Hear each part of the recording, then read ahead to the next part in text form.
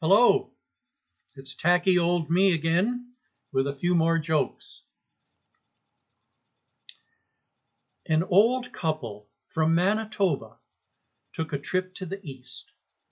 The wife couldn't hear very well and was doing all the driving. They stopped for gas, and the man at the gas pump said, "This is the fanciest car I have ever seen. What kind is it?" The husband told him it was a Mercedes. The hard of hearing wife said, "What did he say?" The husband told her he wanted to know what kind of car it was. The man at the pump said, "Where are you folks from?" The husband told him they were from Selkirk, Manitoba. The wife said, "What did he say?" "He wanted to know where we were from," said the husband. The man at the pump said, "Selkirk? Why, that's the town where I met a woman long ago, and she was the meanest woman I have ever met. Man, she was ornery. What a woman!" The wife said, "What did he say?" The husband replied, "He said he knew your sister."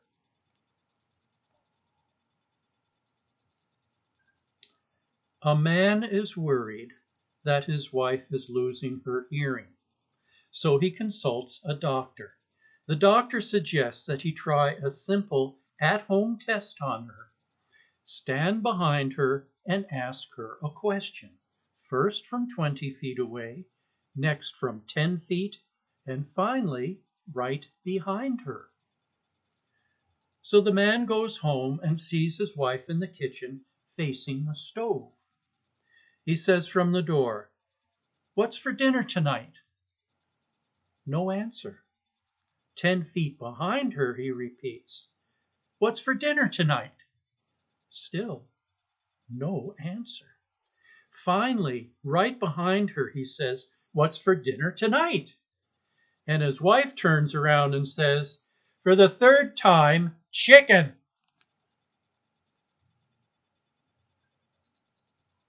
There were 4 people on an airplane: the pilot, a computer technician, a minister, and a Boy Scout.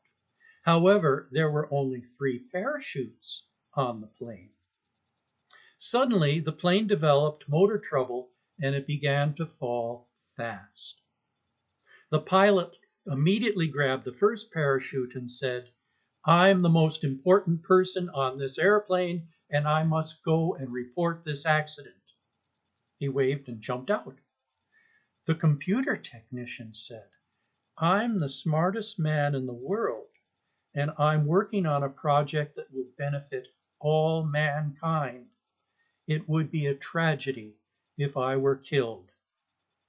He grabbed a pack, waved, and jumped. The minister said, "There's only one parachute left, so son, you go ahead and use it. I'm an old man. I've lived a good life and I'm ready to die. Go ahead, son, and jump." The Boy Scout said, "Sir, that won't be necessary. We can both jump, for there are still 2 parachutes left. You see, sir, the smartest man in the world just jumped out with my backpack."